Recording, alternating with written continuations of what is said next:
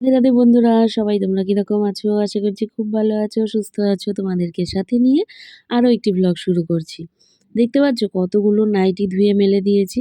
মাঝে একদিন বাড়িতে ছিলাম না, আর দেখো কত নাইটি জমে গিয়েছে। তোমাদেরকে আগেও বলেছিলাম যে আমার কিন্তু নাইটি চেঞ্জ করার একটা বাতিক রয়েছে, জানো তো?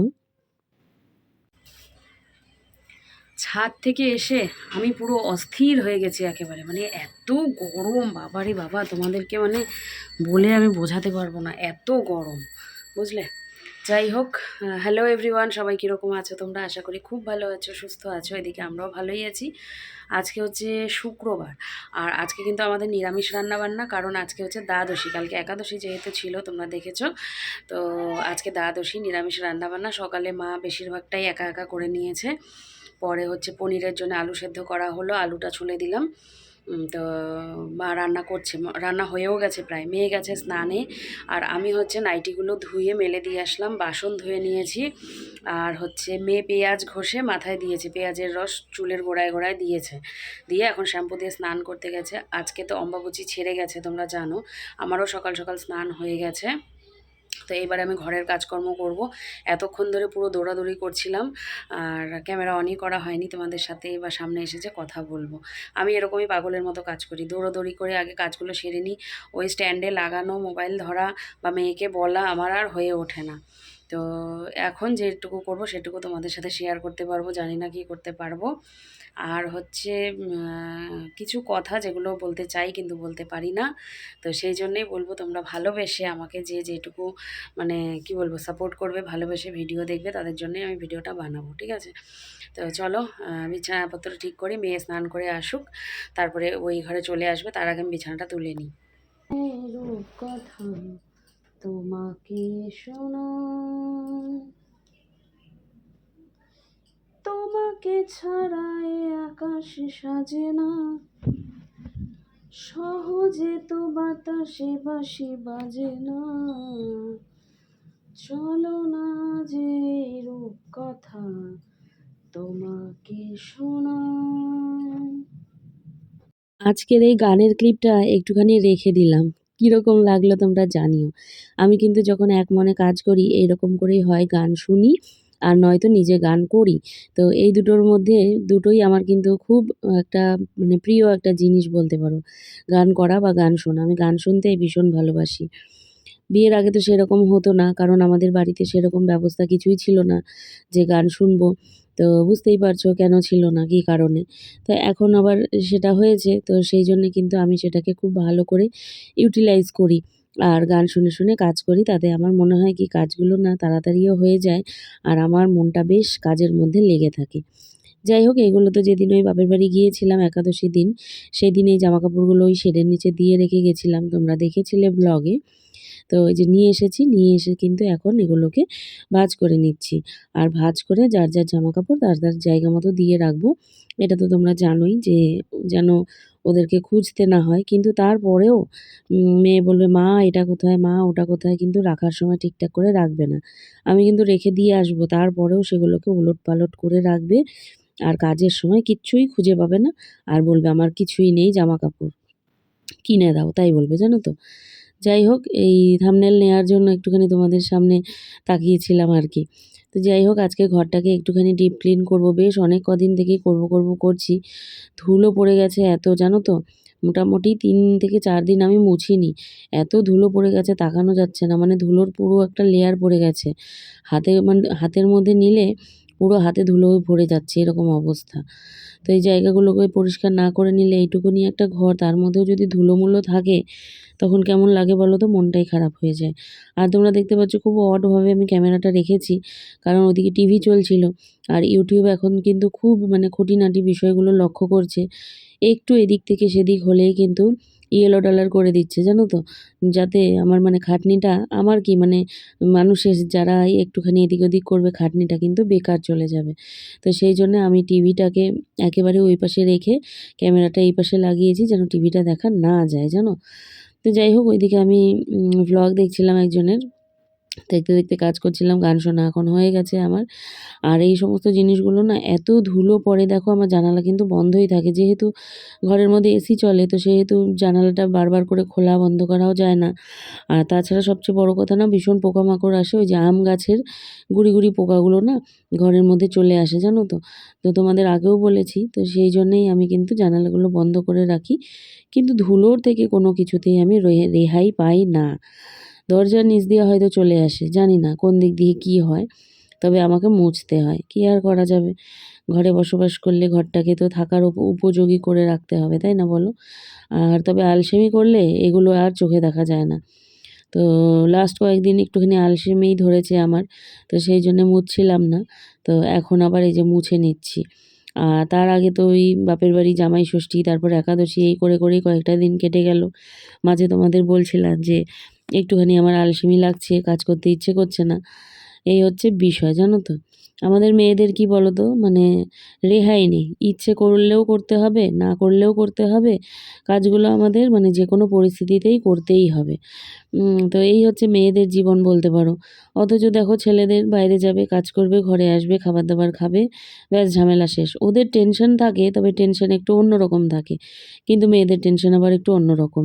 মানে করতেই হবে। ছেলেরা ছুটি পায়, মেয়েদের কিন্তু কোনো রকম ছুটি-টুটি কিছুই হয় না, তাই না বলো? যাই হোক, এই জায়গাটাকে একটুখানি পরিষ্কার করে নিতে আসলাম। আর ওই যে দেখতে পাচ্ছ বাটির মতো, এটা হচ্ছে আমার ননদ দিয়েছিল আমার মেয়েকে। তো ওই ছোটোখাটো গার্ডার-ফার্ডার বা সেফটি পিন বলো, সেগুলোকে রাখার জন্যে। তো ওইটা এখন ওই মানে সেফটি পিন গার্ডার তো রাখা হয় না, টুকিটাকি জিনিস, একটু ওষুধ-টষুধ এই সমস্ত রাখা হয়। আর ওই বিশেষ করে চশমা মোছার যে কাপড়গুলো হয়, সেই কাপড়গুলো রাখা হয়। ধুলো পড়ে গেলে তো কাপড়গুলো দিয়ে চশমা মুছলে আবার চশমার কাচটা ধুলো, ধুলো হয়ে যাবে। তো সেই জন্যে কাপড়গুলোকে কিন্তু ঢেকে, ঢেকে রাখা হয়। আর এই জায়গাটা তো আমি রোজ মুছি। তবে একদিন বাদ গেলেই সেই চোখে দেখা যায় না আর কি, ওই কালারটা পুরো সাদা হয়ে যায়। এই হচ্ছে পরিস্থিতি। যাই হোক, এগুলো মোছামুছি করে নেব। আর আজকে তো স্নান আমার আগেই হয়ে গেছে। পরে না হয় নাইটিটা ছেড়ে নেব, ব্যাস হয়ে যাবে। আর এদিকে দেখো চলে এসেছি, এবারে বিছানার চাদরটা আমি চেঞ্জ করে নেব। তার মাঝে আমার একটা হোয়াটসঅ্যাপ এসেছিল, রিপ্লাই করছিলাম। হোয়াটসঅ্যাপে কিছুক্ষণ আগেই এসেছিল, তো রিপ্লাই করছি। ওই একজন তার হাজব্যান্ডের জন্য মনে হয় ব্রেসলেট কিনবে, রূপোর ব্রেসলেট। তো সেটারই আমাকে ছবি পাঠিয়েছিল যে দিদি এটা হবে নাকি? তাই আমি বললাম যে হ্যাঁ হবে। তো তারপর কথা হচ্ছিল আর কি, কথা হতে হতেই কিন্তু আমি আমার কাজগুলো করছিলাম। দেখো, একটা জিনিস বিক্রি করতে গেলেও কিন্তু মানে একটা দুটো কথায় হয় না, বেশ কয়েকটা কথা বলতে হয়। জিনিসটার ওজন কত, জিনিসটার মেকিং চার্জ কত, জিনিসটার টোটাল দাম কত হচ্ছে, বা ডেলিভারি কোথায় নেবে তুমি, বা অনলাইন করবে না ক্যাশ করবে, অনেক রকমেরই কথা থাকে, তাই না? তো সেই কথাগুলো বলতেও কিন্তু আমাকে একটা সময় দিতে হয়। তো মাঝে কিছুদিন আমি আপলোড দিচ্ছিলাম না, ওই সময় পাচ্ছিলাম না। তো এখন আবার আপলোড দিতে শুরু করেছি। তো আবার ঠাকুরের আশীর্বাদে দুটো একটা করে বিক্রি হতে শুরু করেছে। তো যাই হোক, আপলোড দিলে কিন্তু বিক্রি হয়। তবে ওই যে সময় করে উঠতে পারি না মাঝে, মাঝে আর দেয়া হয় না। তো কাজ করতে, করতে হাঁপিয়ে গেছিলাম, একটুখানি জল খেয়ে নিলাম। আর আমি কিন্তু সবসময় বেশিরভাগই বসে, বসে জল খাওয়ারই চেষ্টা করি। অনেকেই বলে যে বসে জল খেতে হয়, আর আমি এটা মোবাইলেও দেখেছি। তো এই হচ্ছে বিষয়। যাই হোক, বিছানার চাদরটা পেতে নিচ্ছি, বালিশগুলো তুলে নেব, ব্যাস ঘরের কাজকর্ম শেষ। আর ঝাড়ু একবার দিয়েছি, আরেকবার দিয়ে নেব। আর ঘরটা আমি পরে মুছবো, খাওয়া দাওয়া করে উঠবো, তখন একবারে মুছে নেব, জানো তো। এটাই ভেবে রেখেছি। যাই হোক, ওইদিকে আবার আম ভিজিয়ে রেখেছি, খাওয়া দাওয়া করে উঠে কিন্তু একটা আম আমি খেয়ে নেব। যাই হোক, চলো খাওয়া দাওয়া করে আসি। খাওয়া দাওয়া হয়ে গেছে, কাজকর্ম সেরে খাওয়া দাওয়া করে নিয়েছি, তোমাদের দেখাবো ভুলেই গেছি। আজকে তো নিরামিষ, আর নিরামিষ মানেই পনির, তোমরা জানোই তো। দেখাবো ভুলেই গেছি, খেয়ে নিয়েছি।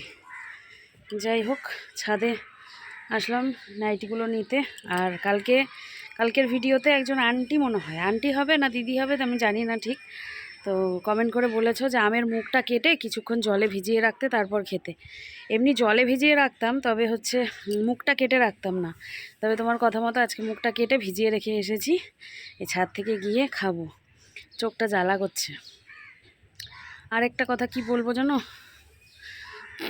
ভুলে গেলাম। ও, গতকালকের ভ্লগটা মুখ ধুকে দেখিয়েছি তো, তো ওখানে বারবার করে না আমাকে ইয়েলো ডলার দিয়ে দিচ্ছে, মানে কপিরাইট দিয়ে দিচ্ছে। এখন কি কোন জায়গার জন্য দিচ্ছে, কিসের জন্য দিচ্ছে বুঝতে পারছি না। জায়গায় জায়গায় স্টিকার লাগিয়ে দিয়েছি, কিন্তু তারপরেও না ইয়েলো ডলার দিয়ে দিচ্ছে বারবার করে। 3বার আমি আপলোড দিলাম নতুন করে করে, বারবার করে করে ওই কি এডিট করে, তারপরে আবার সেভ করে, তারপর আবার আপলোড দিচ্ছি, কিন্তু বারবার করেই দিয়ে দিচ্ছে হচ্ছে ইয়েলো ডলার। আর ইয়েলো ডলার দিলেই মনে করো যে ভিডিওটাই পুরোটাই বেকার যায়।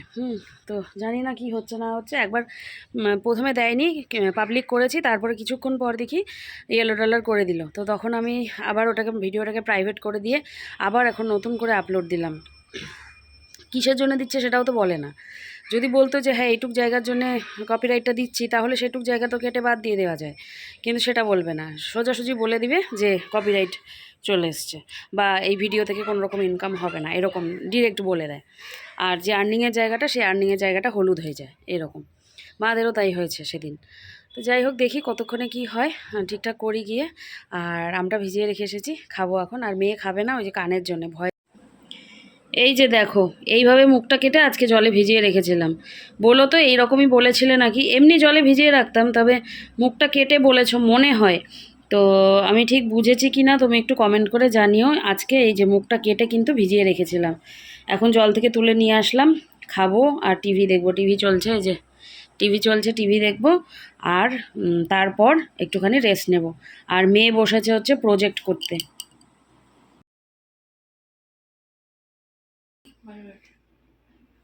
দেই নেই না ওটা। Good evening. ঘড়িতে বাজছে 7টা 23, আর আমি একটুখানি ঘুমিয়ে পড়েছিলাম। তারপর ফোন আসলো। ওই যে আমি তো বিক্রি করি মাঝে মাঝে, ওই যে তোমরা দেখো রূপোর জিনিসগুলো, তো সেইগুলো নেয়ার জন্যে একজন ফোন করেছিল। তো আমাকে না দিয়ে আসতে হতো অ্যাকচুয়ালি, মানে ডেলিভারি দিয়ে আসতে হতো। তো মেয়েটা আমাকে ফোন করেছে যে আমি তো মার্কেটেই আছি দিদি, তুমি তোমার বরের দোকানের অ্যাড্রেসটা দাও, আমি হচ্ছে দোকান থেকেই তাহলে নিয়ে নিচ্ছি, তোমাকে আর আসতে হবে না। তাই বললাম ভালোই হলো। তো আমি ওকে অ্যাড্রেসটা দিলাম, তো দোকান থেকেই নিয়ে নিয়েছে। তো বলে বলে দিলাম। পরে ওর বাবা আবার ফোন করেছে যে হ্যাঁ এসে নিয়ে গেছে, তোমার যেটা কমিশন আমি তোমাকে সেটা দিয়ে দেবো। বলছি হ্যাঁ দিয়ে দিব, আমি তো নিবই, নিবো না কেন। তো এই কথাবার্তা বলতে বলতে ঘুমটা আর হলো না। হ্যাঁ, আর হলো না। অল্পই, বেশি না, 10-15 মিনিট মতো ঘুমিয়েছি। ওটাই যথেষ্ট আমার কাছে। তো এখন দেখো মেয়ে করেছে চা, মানে এত সুখ আমি কোথায় রাখি। ঘুম থেকে উঠেই মেয়ের হাতের চা, টেস্টি টেস্টি। মা আমাকে মেসেজ করেছে, ওই চা। আমি মাকে আর কিছু বলিনি, আমি ভিডিও কল করেছি যে চা হচ্ছে। হ্যাঁ, আমি হলো ওকে হোয়াটসঅ্যাপ করেছি। এই ঘর থেকে ওই ঘরে না ফ্যান ট্যান চললে শোনা যায় না। হোয়াটসঅ্যাপ করেছি ওই চা। তো ও আবার আমাকে ভিডিও কল করেছে। আমি ভিডিও কল দেখেই বুঝতে পেরেছি, রিসিভ করেছি, দেখি ও রান্নাঘরে আর চা ফুটছে। খুশি হয়ে গেলাম। তো তারপর উঠে নিয়ে এই যে হাতে মুখে জল টল দিয়ে এসে চা নিয়ে বসেছি। এই দেখো চা মোটামুটি ঠান্ডা হয়ে গেছে, আর ও খেতেও শুরু করেছে। আর এটা আমার। আর ওই যে বিস্কিট নিয়ে বসেছে ও, আর আমি অন্য বিস্কিট নিয়েছি। আর সকালে তো আমি হচ্ছে এই চা, অন্য কিছু চা খাই না, আমি তো গ্রিন টি খাই। তো সেই জন্য না বিকেলবেলায় এই চাটার খুব ক্রেভিং হয় আমার। তখন মনে হয় সারাদিন পরে 1 কাপ চা খাচ্ছি, এরকম লাগে। আর সকালে যে গ্রিন টিটা, সেটা তো কষ্ট করে খাই বলতে গেলে।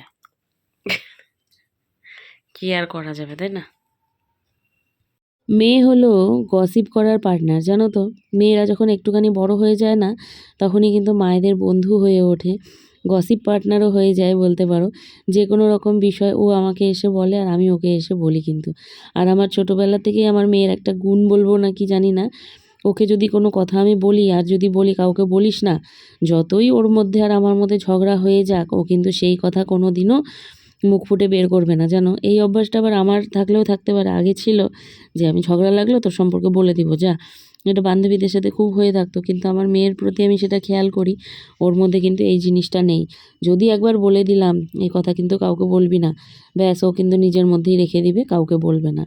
তো সেই জন্যে কী হয় বলো তো, ওকে কোনো কথা বলে আমার খুব আরাম হয়, জানো। মানে বেরিয়ে যাওয়ার ভয়টা আর কি থাকে না, এদিকে ওর সাথে শেয়ার করাও হয়ে যায়। তালার মধ্যে দিয়ে দে, তাহলেই তো হয়ে যায়।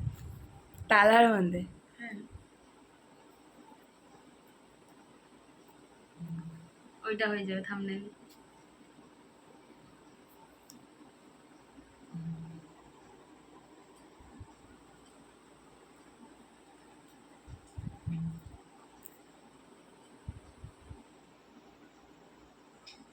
Matching, তিনজনেরই matching.